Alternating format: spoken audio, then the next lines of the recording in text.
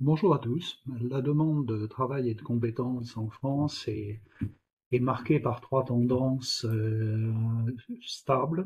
La première est bien sûr la transition énergétique, il y a également la transition numérique, un besoin de compétences qui à l'heure actuelle s'amplifie d'ailleurs avec l'émergence de l'intelligence artificielle, et enfin la nécessité de recouvrir un minimum d'indépendance stratégique par la réindustrialisation. Nous avons un taux de chômage de 7%, donc on pourrait imaginer que les bras et les cerveaux sont disponibles. Néanmoins, on constate en même temps qu'il reste 350 000 emplois vacants dans l'industrie, faute précisément de candidats compétents.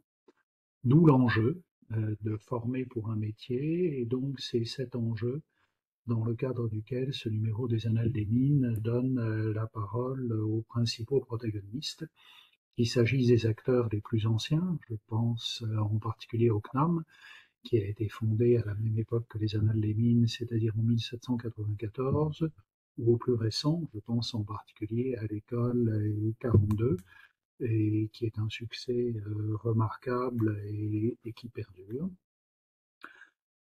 Derrière la diversité des acteurs que le numéro met en relief, on constate une grande parenté dans les diagnostics, dans les stratégies et dans les méthodes mises en œuvre dans les différentes filières de formation.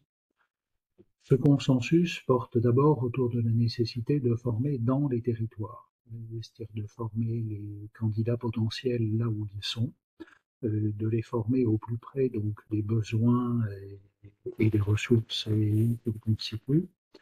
Un consensus sur la nécessité d'adapter en permanence la nature détaillée des formations aux besoins, d'adapter la pédagogie aux élèves et aux ressources pédagogiques disponibles. J'évoquais tout à l'heure l'intelligence artificielle. Et enfin, bien sûr, de développer l'attractivité des métiers. Donc, ce numéro vous montre l'ampleur des moyens qui sont mobilisés pour cette fin, et je vous en souhaite une bonne lecture.